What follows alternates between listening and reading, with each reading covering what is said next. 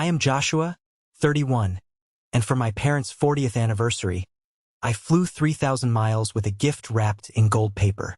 Before I tell you about the moment that shattered my family and sent my parents driving 14 hours straight to my front door, let me know where you are watching from in the comments. The music was loud. It was a classic country song, the kind my dad used to play on his old cassette deck when I was a kid, and it was bleeding through the thin walls of the house I grew up in on Maple Drive. I stood on the front porch for a long time, the wooden planks groaning slightly under my weight. In my hands, I held a sturdy cardboard box that I had carefully wrapped in shiny gold paper. It caught the afternoon sunlight, glaring brightly. That box was not just a simple anniversary gift. It was 5 years of my life, my entire 20s, boxed up, sealed, and tied with a ribbon. I took a deep breath, filling my lungs with the familiar scent of Ohio autumn air, dry leaves and distant wood smoke, and I opened the screen door. I stepped right into the living room. There were at least 60 people crammed into that space. The air was thick with the smell of baked ziti, cheap cologne, and stale beer. Neighbors I recognized from my childhood, cousins I hadn't seen in a decade, and friends of my parents were all laughing and talking over each other. Then the room went dead quiet. It was the kind of silence that drops like an anvil. Forks stopped scraping against paper plates. Conversations died mid-sentence. My brother, Matthew, was standing near the massive anniversary cake. The moment he saw me, his jaw locked instantly. His eyes darted around the room, panicking for a fraction of a second before hardening into a glare. But before he could even take a single step toward me, my mom spoke. She was sitting next to my dad in a padded folding chair, smoothing the fabric of her nice floral dress. She didn't smile. She didn't stand up to hug the son who had just flown across the country to be there. "We didn't invite you, Joshua," she said. Her voice was not loud, but in that silent room, it cut through the air like a butcher's knife. "Your brother planned this." 60 pairs of eyes burned into my skin. I could feel the heat rising in my cheeks, but I forced my face to remain totally blank. My chest felt like it was caving in, cracking under the weight of her words. I walked straight toward the main table, my footsteps echoing on the hardwood floor, and I gently set the gold box down right next to the frosting on the cake. "I came to give you something," I said, looking right at my dad. My dad, Robert, didn't even look at the box. His face turned a dark, furious red, the thick veins in his neck bulging tightly against his stiff Sunday collar. He reached out with a heavy hand and shoved the box hard. It slid rapidly across the plastic tablecloth and hit the hardwood floor with a heavy, sickening thud. The pristine gold paper ripped open at the corner. "We don't want any cheap thing from you," he growled, his voice vibrating with absolute disgust. "You show up out of nowhere to ruin Matthew's hard work. Get out." I didn't yell. I didn't cry. I just bent down, picked up the torn box, and looked at the two people who brought me into this world. "I came to give you something I spent 5 years working for," I said, my voice rock steady. "But I won't stand here and be humiliated for loving you." I turned around and began the long walk back to the front door. Every step felt like I was moving through wet cement. The silence in the room was absolute. No one dared to cough. No one whispered. I could feel the collective judgment of my entire extended family pressing heavily on my back. Just as I reached the entryway, Aunt Sarah stepped out from the kitchen. She grabbed my arm. Her grip was startlingly tight, her fingernails digging into my jacket. She didn't look angry. She looked desperate. "Leave it with me," she whispered, her eyes fiercely locked onto mine. "Trust me." I looked at the torn gold paper in my hands, then at her. I handed her the box without a word. I pushed open the screen door and walked out into the cold October air. I walked down the cracked concrete driveway and got into my rental car. I didn't start the engine right away. I just sat there in the driver's seat, gripping the steering wheel until my knuckles turned completely white. I stared at the house, the faded brown siding, the crooked gutters that always leaked in the spring, the large front window where I could still see the blurry shadows of people moving inside. The tension radiating through my shoulders and neck felt worse than the stories my coworkers told about going through a bitter divorce. It was a visceral, physical ache. I had just handed over my entire life savings, my youth, my peace of mind, and they had thrown it on the floor like it was a piece of garbage. I finally put the key in the ignition, shifted the car into drive, and pulled away from the curb. I drove slowly down Maple Drive, watching the house shrink in the rearview mirror until it disappeared behind the large oak trees at the end of the block. I had saved that roof over their heads. I had kept them from sleeping on the street, and they didn't even know it. The emptiness in my stomach was heavy and profound. I wasn't just driving away from a family gathering. I was driving away from my family, completely and perhaps permanently. The road ahead of me was long, stretching out into the flat Ohio landscape, and the silence inside the car was deafening. I drove for about 20 minutes until I found a desolate gas station on the very edge of town. I pulled in and parked near the air pump. I needed a minute to breathe. I walked inside, bought a bitter black coffee in a styrofoam cup, and walked back out to the parking lot. I sat on the cold hood of the rental car and watched the sun begin to dip below the horizon, painting the sky in bruised shades of purple and dark orange. The wind picked up, biting through my thin jacket, but I barely felt it. My mind was racing, replaying the look of sheer contempt on my father's face. Why did it hurt so much? I should have expected it. I had expected it on some level. But hoping for a different outcome is a dangerous game.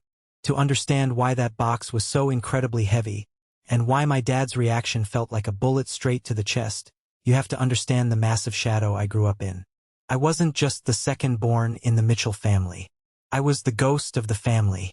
Everything in our house, every decision, every dollar spent, every ounce of praise, revolved around one person. To understand why I chose to hide my identity for 5 long years and secretly pay their debts, you have to know exactly how my parents worshipped my brother. They built a shrine to Matthew, and I was just the janitor hired to sweep the floors around it.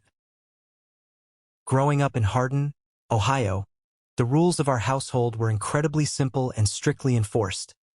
Matthew was the blazing sun, and I was just a rock floating in the dark, taking up space.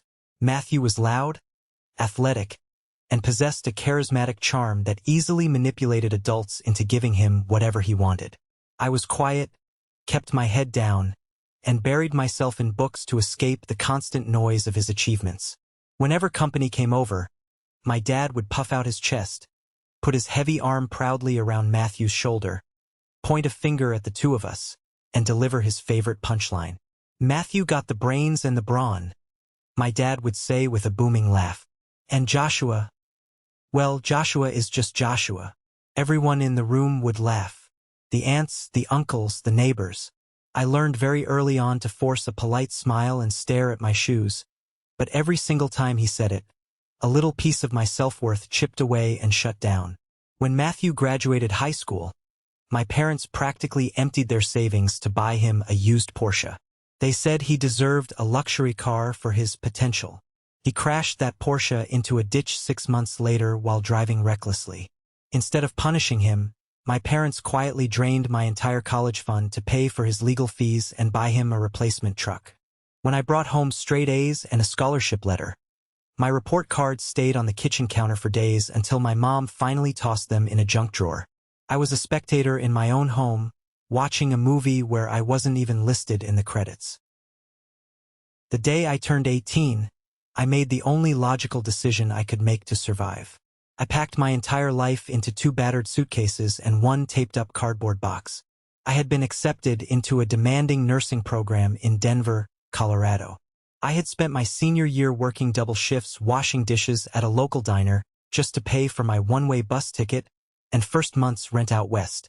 The morning I finally left, the house was quiet. My dad was lying on his back under the kitchen sink, fixing a leaky PVC pipe. He had his greasy tools spread out across the linoleum floor. I stood in the doorway, my heavy bags gripping my calloused hands. "I'm heading out, Dad," I said, my voice betraying a slight tremor of hope that maybe, just this once, he would get up. He didn't slide out from under the sink. He didn't drop his heavy wrench. He just grunted, the sound echoing hollowly inside the cabinet. "Good," he said, his voice flat and annoyed. "One less mouth to feed." That was my grand send-off. There was no warm hug. There were no tears of pride. There was no advice for the road. There was just profound relief that I was finally removing my inconvenient existence from their perfect family portrait. I turned around, walked out the front door, and dragged my suitcases to the Greyhound bus station completely alone. For the first 2 years living in Denver, I genuinely tried to fix things. I believed that distance might make the heart grow fonder. I scheduled a call every single Sunday evening at exactly 6 p.m. My mom would answer occasionally, sounding distracted by the television in the background, and she would rush me off the phone within 3 minutes. My dad never once came to the receiver. One year, I spent weeks hand-carving a beautiful wooden clock for their Christmas present. I boxed it up perfectly and shipped it to Ohio. January rolled around, and I never heard a single word about it. No thank you text, no phone call. I finally caved and called Aunt Sarah, my mom's younger sister, to ask if the package had somehow gotten lost in the mail. "Oh, Joshua?" Aunt Sarah sighed heavily, the sound crackling over the phone line.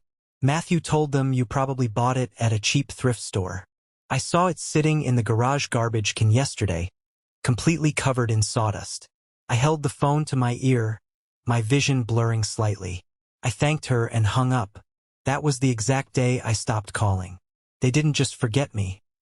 They were actively and aggressively erasing me from their narrative. I threw my entire soul into my grueling work at the hospital ICU. I built a life from scratch. I met Emily, a brilliant, compassionate woman who saw me for who I actually was, not who my family told me I was. I mentally buried Hardin, Ohio. At least that's what I truly thought. Fast forward to a bitter, freezing night in March. I was 26 years old, working a brutal 14-hour night shift in the intensive care unit. The smell of strong antiseptic and bleached linens filled my nose. I had just finished stabilizing a patient when I felt my phone violently buzzing in the pocket of my scrubs. It was 2 a.m. I pulled it out and saw the caller ID glowing brightly. Aunt Sarah. My stomach instantly dropped to the floor. Phone calls from relatives at 2 in the morning never bring anything but disaster. I stepped quickly into a quiet, dimly lit supply closet, surrounded by boxes of saline and sterile bandages, and answered. "Aunt Sarah? Is someone hurt? Is it Dad?" "Joshua, it's the house." Her voice was shaking so badly I could barely understand her. "Your parents are 3 full months behind on the mortgage payments. The bank just sent a final notice of foreclosure in the mail today. They are going to lose the house by the end of the month." I leaned heavily against the cold metal shelving, running a hand over my exhausted face. "How does that happen? Does Matthew know?" "He lives 10 minutes away. Matthew is the one who told them not to worry about the bills," Aunt Sarah said, her tone dripping with absolute, unbridled disgust. "He promised them he would handle the paperwork and the payments. He told them he had it all under control." The next morning, after my shift ended, I didn't go to sleep. I sat at my small kitchen table, staring blankly at the wall. I dug up the official phone number for First National Bank in Hardin and asked to be directly connected to Carter, the senior branch manager. I explained exactly who I was and asked about the foreclosure status of the Mitchell property. Mr. Carter hesitated on the line, the sound of keyboard typing echoing in the background. Then he let out a long, heavy sigh. "Listen, Joshua. Technically, I shouldn't tell you this, but your brother called me 4 weeks ago. He swore up and down he was wiring the overdue balance immediately to stop our legal department. He said he was a successful businessman, but the money never came. I've tried calling his cell phone every day this week, but it goes straight to voicemail. The bank's lawyer is officially filing the foreclosure paperwork on Monday morning." My jaw clenched so tight my teeth ached. Matthew played the heroic savior to my parents, promised to save them from ruin, and then cowardly abandoned them when the actual bill came due. He lied straight to their trusting faces while the bank prepared to kick 2 elderly people to the curb. I didn't call my parents to warn them. I didn't scream at Matthew over the phone. I just opened my laptop and looked at my checking account. I was making a decent nursing salary, taking home enough to live comfortably, but I was far from rich. "Mr. Carter," I said into the phone, my voice dropping an octave. "If I set up an automatic wire transfer of $2,300 every single month from my account, will that stop the foreclosure and pay down the principal balance?" "Yes, absolutely," he said, sounding surprised. "But Joshua, whose name goes on the payment receipts?" "Keep it entirely anonymous," I instructed firmly. "Do not tell my parents. Do not tell my brother. Nobody finds out this money is coming from me." I hung up the phone and waited for Emily to get home from her shift. I sat her down at our small table and showed her the grim spreadsheet I had built. "I have to do this," I told her, my voice cracking slightly. "But it means giving up a huge chunk of my salary. It means no vacations, no eating out, just rent, utilities, and cheap groceries for the next 5 years." Emily didn't yell. She didn't call me crazy. She just reached across the table, put her warm hand firmly over mine, and looked me in the eyes. "We'll make it work," she said softly. For the next 5 years, I worked myself straight to the bone. I picked up every single extra shift the hospital offered. I worked Christmas Eve, Thanksgiving morning, and New Year's night. I drove a beat-up, rust-covered Honda with a failing transmission because I couldn't afford to take it to a mechanic. I wore the same 4 pairs of hospital scrubs everywhere to avoid buying normal street clothes. When the wooden fence in our backyard blew down in a violent summer storm, Emily didn't complain. She just drove to the hardware store, bought a box of cheap nails, and spent the weekend fixing it herself in the blazing sun to save us the cost of a contractor. Every single month, like clockwork, $2,300 vanished from my bank account and went straight to Ohio.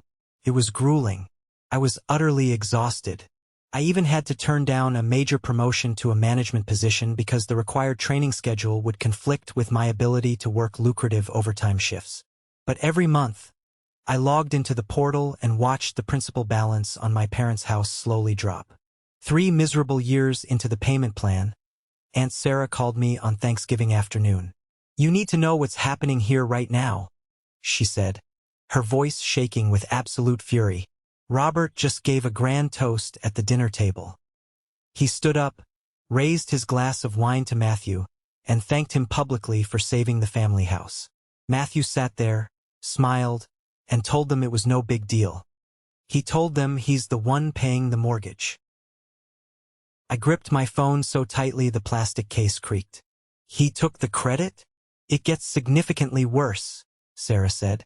"Because they genuinely think he's their grand savior, they just signed legal papers giving him full control of their checking and savings accounts. They are setting him up to take the entire inheritance. He's taking everything, Joshua.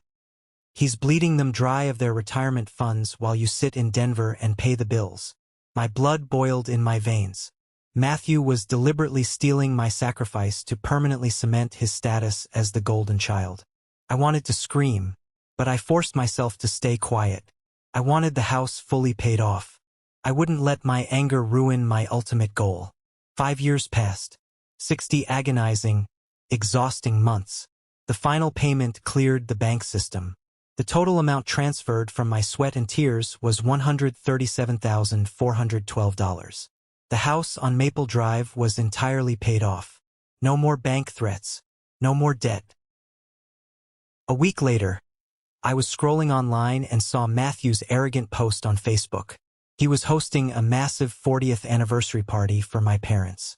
"Family and close friends only," he wrote in the caption, alongside a picture of him hugging my dad. I wasn't tagged. I didn't receive a message. I was completely excluded from the victory lap. I picked up the phone and called Mr. Carter at the bank immediately. "I need the official, notarized mortgage satisfaction certificate," I told him, my tone leaving no room for argument. "And print out all 60 pages of the bank statements showing every single wire transfer from my checking account. Stamp every single page. Make it official." I packed those heavy documents into a nice, sturdy box and wrapped it perfectly in shiny gold paper. It was finally time to go home, which brings us right back to the living room. standing in front of 60 silent people, watching my dad violently shove 5 years of my blood, sweat, and tears off the table. "We don't want any cheap thing from you," he had yelled, the echo bouncing off the walls. Matthew stood securely behind him, a smug, deeply arrogant smirk plastered across his face. He felt entirely untouchable. He had the family money, he had the power, and he had the unwavering adoration of our parents. In his eyes, I was just the unwanted, pathetic pest ruining his perfectly curated party. The hostility in the room was so thick and suffocating. I felt like I was attending a funeral. I was mourning the death of the family I never really had to begin with. I didn't yell back at them. You cannot rationally argue with people who are fiercely committed to misunderstanding you. I slowly bent down, picked up the torn box, smoothed the ripped edges of the gold paper, and looked directly into Matthew's eyes. His arrogant smirk faltered for just a fraction of a second when he saw the absolute deadness in my stare. There was no fear left in me anymore. There was no desperate child seeking approval. I turned around to leave. As I reached the front door, Aunt Sarah aggressively stepped in front of me, blocking my path. "Leave it with me," she demanded quietly, physically pulling the heavy box from my hands. I gave her a single, sharp nod, pushed open the screen door, and walked out to my car. I didn't stay to watch the explosion. I didn't need to. The fuse was already lit. I wasn't in the room for what happened next. But Aunt Sarah recounted every single glorious detail to me later. The moment my car pulled away from the curb, Matthew clapped his hands loudly together, trying to break the heavy tension. "All right, everyone, let's cut the cake. Let's get back to celebrating Mom and Dad." Before anyone touches that cake, Aunt Sarah's voice boomed across the crowded room like thunder. She walked right to the center of the living room, holding the torn gold box high in the air. "There is something you all need to see right now." "Sarah, drop it," my dad warned angrily, stepping forward. She completely ignored him. She viciously ripped the rest of the gold paper off the box and pulled out the thick, heavy stack of bank documents. She held up the official watermark certificate for everyone to see. "Mortgage satisfaction for 1427 Maple Drive." Aunt Sarah read aloud, her voice ringing clear and steady. "Paid in full. Total amount, $137,412. She paused deliberately, locking her furious eyes dead onto Matthew.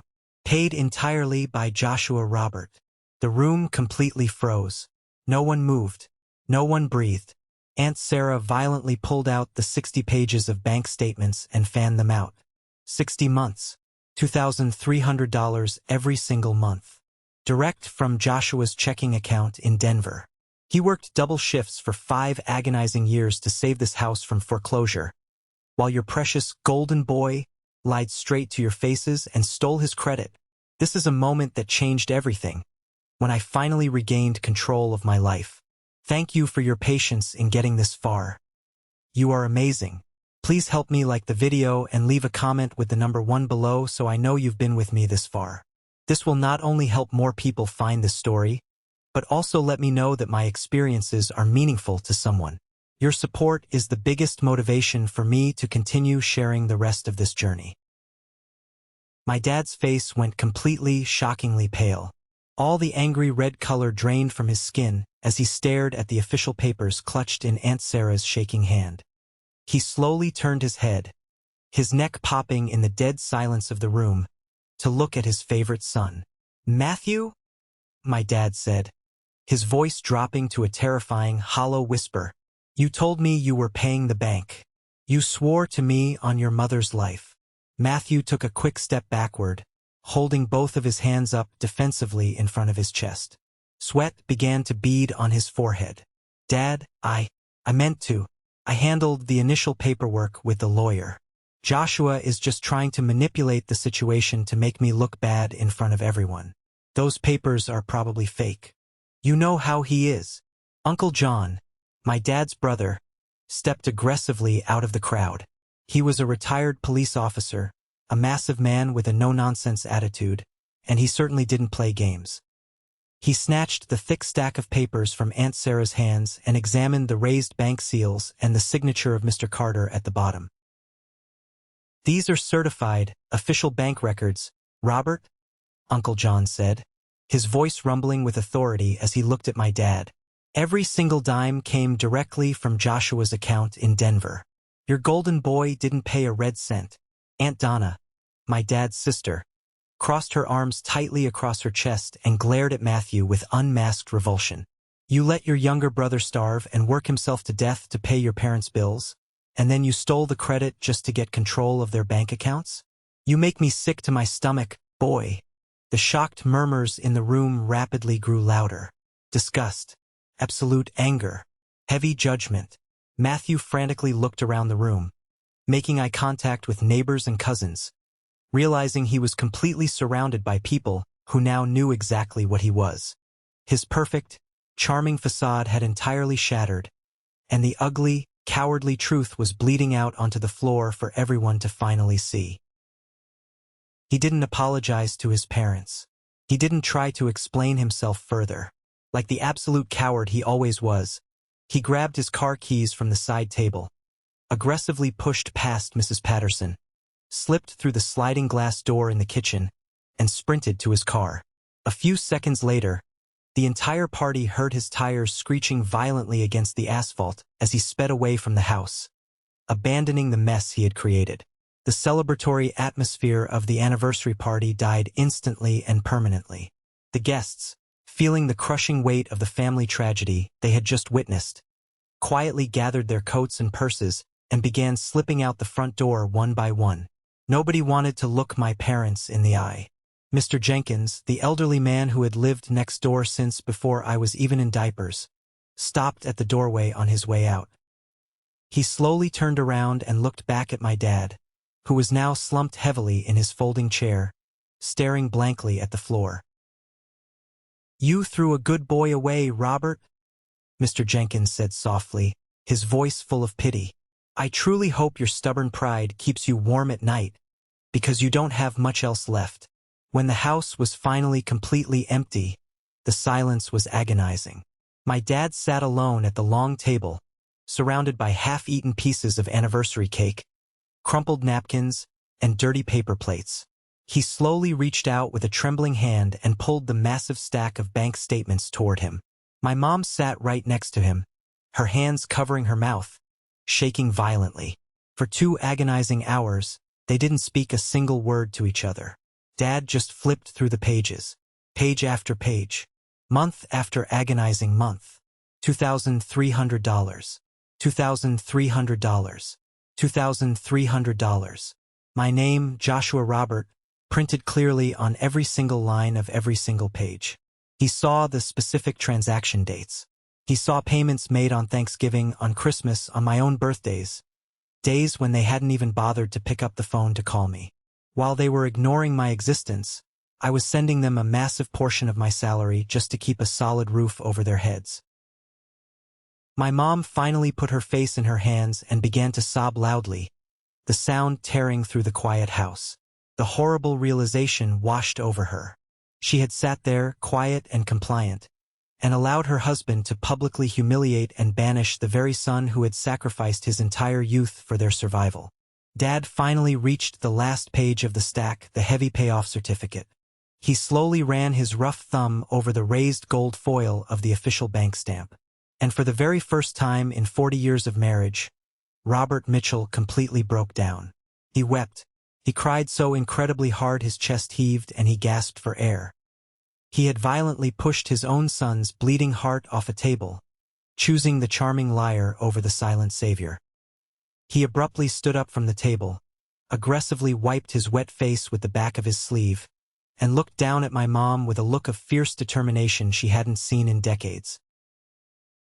"Get your heavy winter coat, Mary," he ordered, his voice thick with tears. She looked up at him, bewildered and terrified. "Where on earth are we going at this hour?" she cried. "We are driving to Denver." At exactly 3 o'clock in the morning, under a cold, starless and pitch-black Ohio sky, my dad backed his heavy Ford pickup truck out of the cracked concrete driveway on Maple Drive. He didn't pack a travel suitcase. He didn't grab a change of clothes. He didn't even bother to take off the stiff, uncomfortable Sunday dress shirt he had worn to the disastrous anniversary party. My mom climbed silently into the passenger seat. She was clutching a large thermos of bitter black coffee in her right hand and that torn, heavy cardboard box in her left. Aunt Sarah had carefully patched the ripped gold paper with clear packing tape before she finally left their house. My mom held that taped-up box tightly against her chest like it was a fragile glass sculpture, like it was the only thing keeping her tethered to the earth. They pulled out onto Route 31, heading west toward the dark interstate. They didn't call ahead to tell me they were coming. They didn't send a warning text message. They didn't even know if I would open the door for them. They just drove. For the first 4 hours of that grueling trip, the only sound inside the cramped cab of that truck was the repetitive, rhythmic hum of the heavy tires against the cold asphalt and the low, rattling blast of the heater keeping the October chill away. The odometer turned over mile after agonizing mile in the dark. Ohio slowly bled into the flat farm fields of Indiana. Indiana eventually gave way to the endless, sweeping plains of Illinois. They crossed the massive bridge over the Mississippi River just as the morning sun began to bleed over the horizon in the rearview mirror, painting the sky in pale, bruised streaks of gray and yellow. My mom told me the intimate details about that drive months later. She said the silence between them in that truck was completely different from the angry, stubborn, punishing silence they had weaponized against me for the last 5 years. This was the heavy, suffocating silence of two elderly people who had just watched the entire foundation of their lives crumble into absolute dust. Every single time my dad looked in the rearview mirror, he wasn't just checking the highway traffic. He was looking at his own horrible mistakes staring right back at him. He gripped the leather steering wheel so hard his knuckles ached with arthritis. He thought about the countless times he had openly mocked my quiet nature to his friends. He thought about how they had eagerly drained my entire college fund to bail Matthew out of trouble, leaving me to wash dishes to survive. He thought about the day I packed my bags for Denver and he refused to even slide out from under the kitchen sink to say a proper goodbye. But most of all, he thought about the sheer, blinding arrogance of his favorite son. Matthew had willingly let me sacrifice my hard-earned salary and my youth while he paraded around our hometown soaking up the glory, plotting to steal the family inheritance. They drove relentlessly through Missouri and straight into the flat, windy stretch of Kansas. They stopped only twice for gas and bathroom breaks. They didn't buy food. Their stomachs were tied in too many knots of guilt and shame to even think about eating a meal. When they finally crossed the state line into Colorado, the towering, snow-capped peaks of the Rocky Mountains began to appear in the far distance. 14 hours of relentless, punishing, non-stop driving. 14 hours of confronting the ugly, undeniable truth of what they had done to their own flesh and blood. At that exact moment, I was fast asleep in my bed in Denver, completely unaware that the heavy ghosts of my past were barreling down the highway at 70 miles an hour, heading straight toward my front door. The next morning, I woke up early, exactly like I always do. The sun was just starting to crest over the quiet Denver neighborhood, casting long, sharp shadows across the frost-covered front lawns. Emily was still fast asleep, wrapped warmly in the thick down blankets. I quietly slipped out of bed, pulled on my thick winter robe, and walked barefoot into the kitchen to make a strong pot of coffee. I desperately needed the caffeine to wash away the lingering, exhausting nightmare of the anniversary party. I poured myself a steaming ceramic mug, unlocked the heavy deadbolt on the front door, and stepped out onto my small wooden porch. The morning air was biting cold, but it smelled clean and sharp. I stood there, taking a deep breath, trying to mentally prepare myself for my upcoming 12-hour shift at the hospital. Then, I heard the distinct, heavy rumble of an unfamiliar engine turning onto my street. A dusty, road-weary white pickup truck rolled slowly down the block. The fenders were thickly coated in a layer of gray highway grime. I squinted as it pulled to a clumsy stop right against the curb directly in front of my house. The license plate was from Ohio. The engine ticked loudly in the crisp morning quiet as the ignition was cut off. The heavy driver's door groaned open, and a man stepped out onto the asphalt. It took my brain a full 3 seconds to process exactly what I was looking at. It was my father, Robert Mitchell. He was 64 years old, but standing there in the harsh, unforgiving morning light, he looked like he had rapidly aged 10 years overnight. His face was pale, gray, and deeply lined with exhaustion. His eyes were completely bloodshot, surrounded by dark, heavy, bruised circles from driving 14 hours straight without a single wink of sleep. His broad shoulders, usually pulled back with stubborn, unyielding pride, were slumped forward in total defeat. My mom slowly, shakily climbed out of the passenger side door. She was holding the gold box. The torn corner was neatly patched with fresh, clear packing tape. She clutched it tightly against her heavy winter coat, looking up at me with absolute terror and desperate pleading in her swollen, red eyes. They stood at the very end of my concrete walkway. There was 20 feet of freezing pavement between us, but it might as well have been a massive, uncrossable canyon. My dad didn't immediately move forward. He just stood there, his large, calloused hands hanging uselessly at his sides. His jaw worked nervously side to side, exactly like it did when he was frustrated, like he was trying to chew on heavy words that simply wouldn't go down his dry throat. I didn't run down the wooden steps to greet them. I didn't force a polite smile. I stood my ground firmly on the porch, my hands securely wrapped around my warm coffee mug, my bare feet freezing against the wood planks. We just looked at each other in total silence.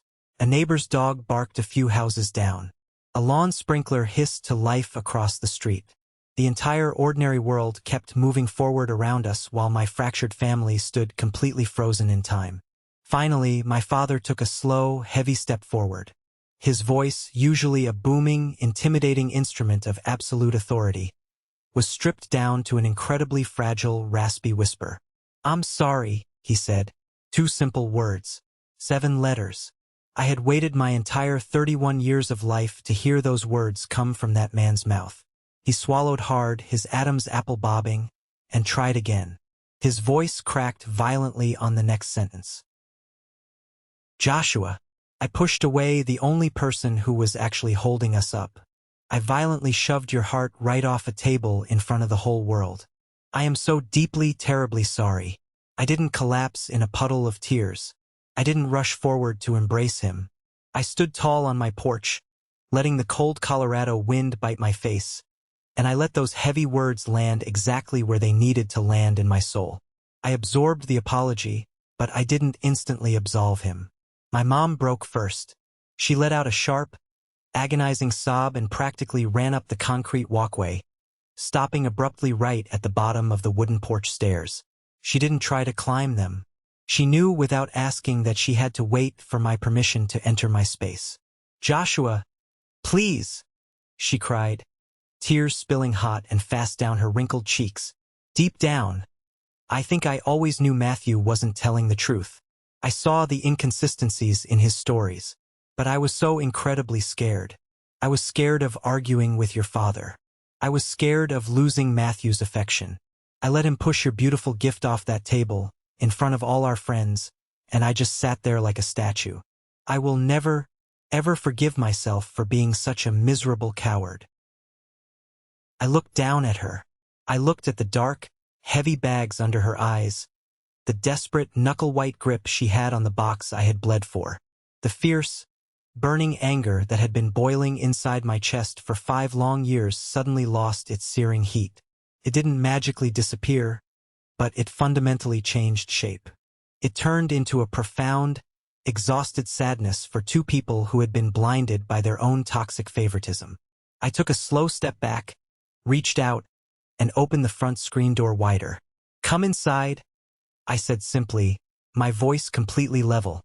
"Both of you. It's freezing out here." It wasn't a warm, cinematic, tear-jerking reunion. I want to be entirely honest with you about that. I didn't fall into anyone's arms weeping.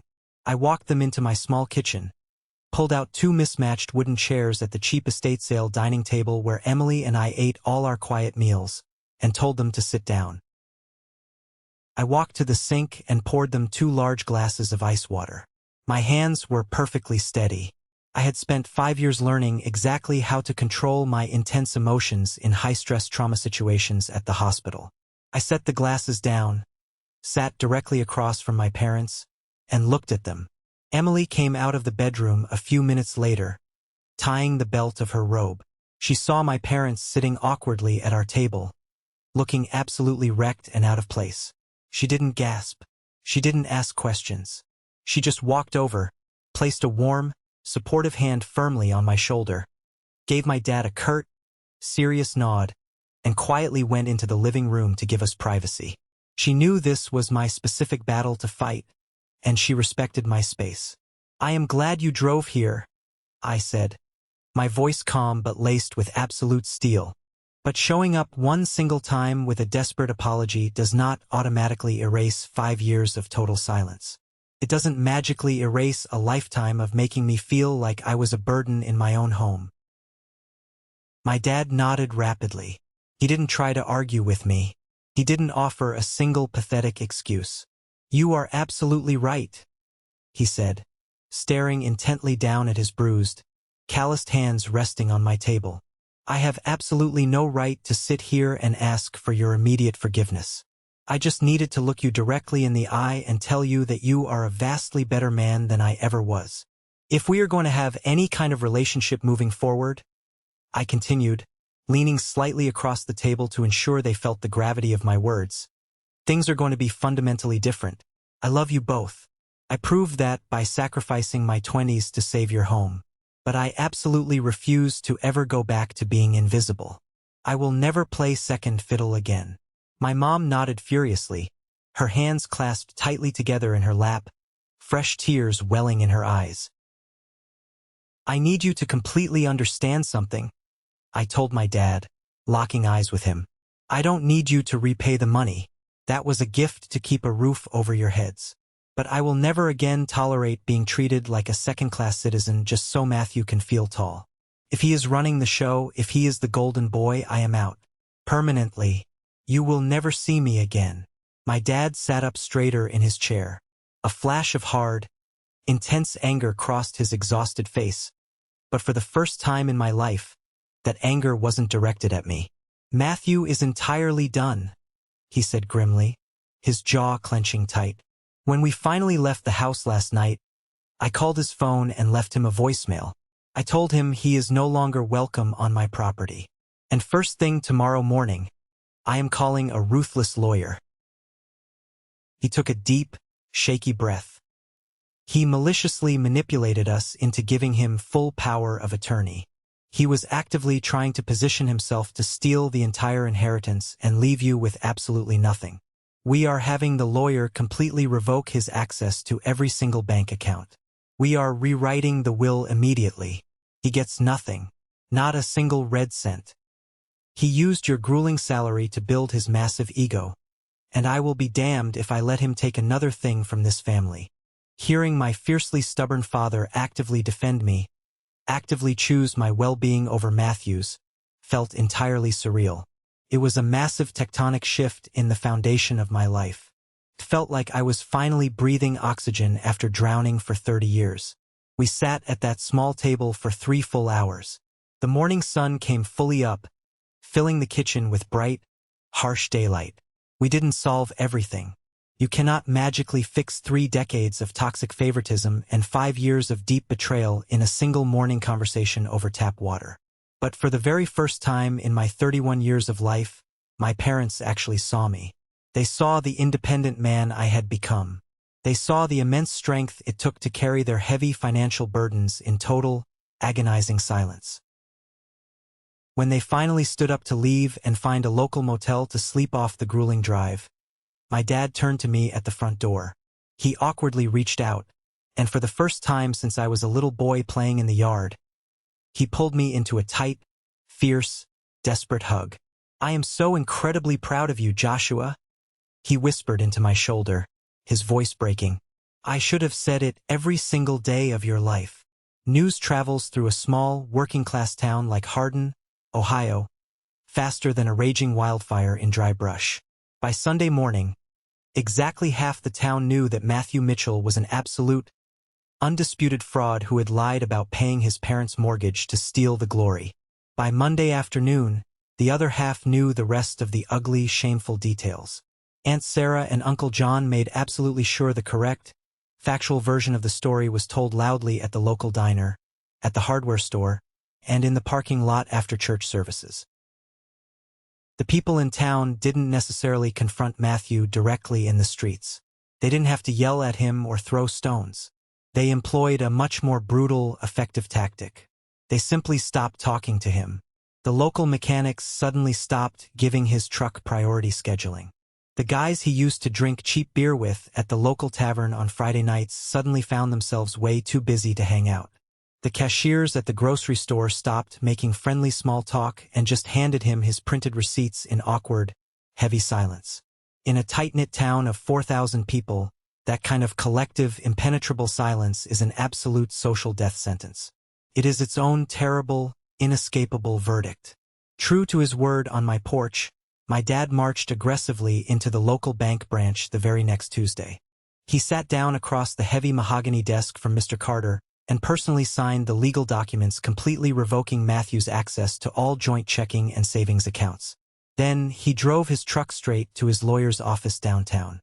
The lawyer immediately drafted up the ironclad paperwork to completely remove Matthew from the family inheritance, ensuring the house I paid for with my blood and sweat would never, ever fall into his greedy hands. Matthew completely panicked. He suddenly realized his main source of funding, his unearned pride, and his elevated social standing had evaporated entirely overnight.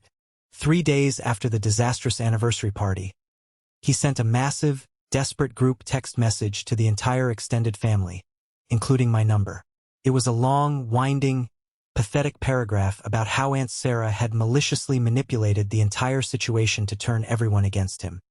He ridiculously claimed he had fully intended to pay the bank all along and that I was just being petty and jealous. He desperately tried to paint himself as the real victim of a massive, unfair family conspiracy. Nobody replied. Not a single person typed a word back. Aunt Sarah took a quick screenshot of the pathetic group chat and sent it directly to me with a single text message attached. The whole town is talking. Not about the money, Joshua. They are talking about the incredible kind of person you are. I read her message twice, letting the words sink in. I felt a profound, settling sense of justice, but I didn't feel the need to gloat or rub his face in the dirt. I didn't block Matthew's phone number, but I never responded to him. I simply put my phone down on the counter, poured myself another cup of coffee, and went back to living my peaceful life. I absolutely refused to play his ridiculous, toxic games anymore.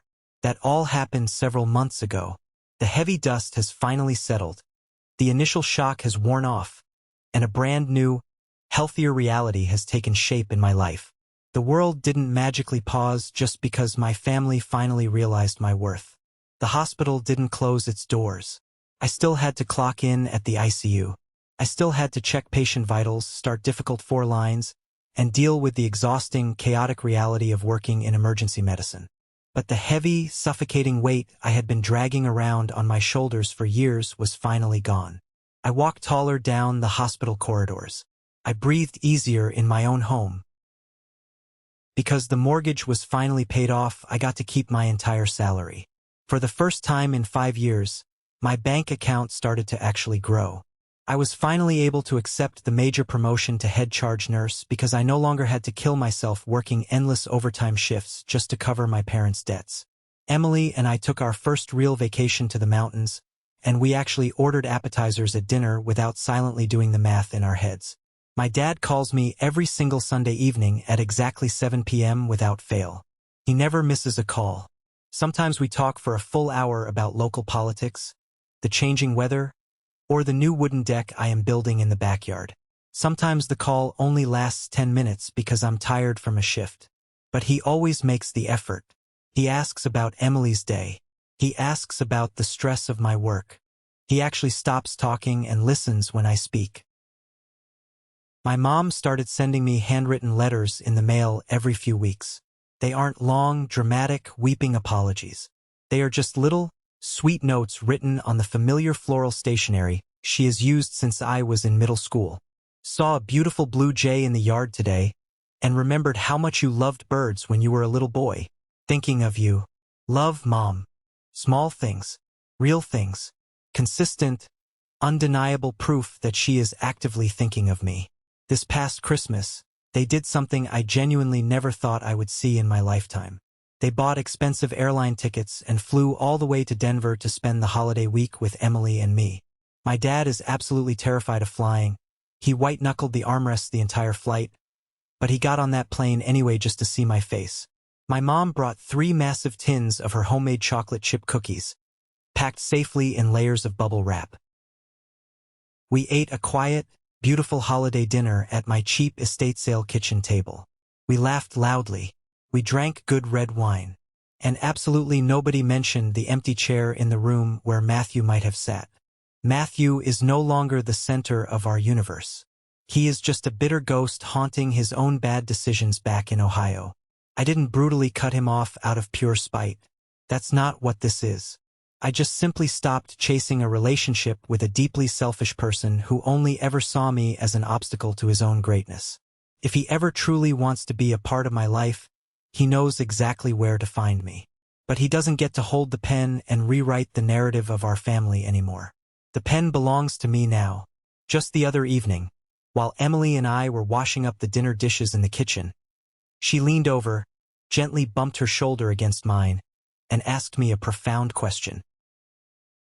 "Looking back at absolutely everything," she said softly, handing me a wet plate, "the brutal overtime, the constant financial stress, the 5 grueling years of hiding your identity to protect them, was it really worth it in the end?"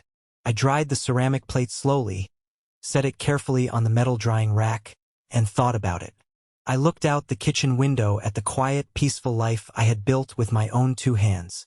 Yes, I told her honestly, without a single ounce of hesitation. It was worth every single penny. I am not telling you this long, complicated story to suggest that you should drain your own bank accounts or pay off a toxic relative's mortgage just to suddenly earn their love and respect. You absolutely cannot buy genuine affection, and trying to do so will only leave you financially bankrupt and emotionally broken. That is absolutely not the lesson I want you to take away from my life. The real, lasting lesson I learned, the hard way through years of pain, is about the true nature of sacrifice and personal self-worth. Do not ever let anyone, not a boss, not a friend, and certainly not a family member, convince you that your kindness is a weakness.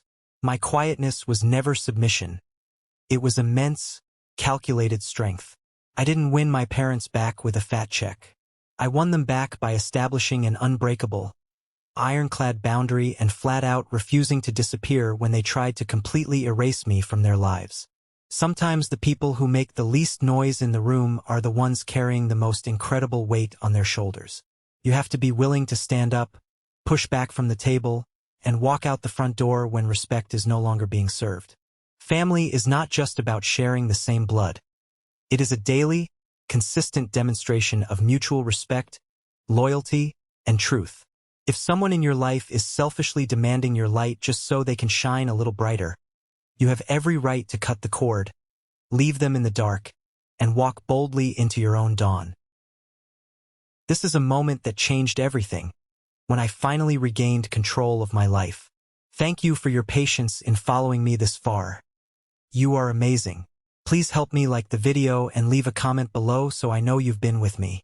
This will not only help more people find this story, but also let me know that my experiences are meaningful to someone. And I really want to know what lesson from my story resonated with you the most today. What do you think about setting tough boundaries with your own family? Or the courage to walk away when love isn't reciprocated? Please share your perspective and experience below, or simply leave a comment saying good, so I know this story has brought some positive value to your life. Your support is the biggest motivation for me to continue sharing the rest of this journey. Thank you so much.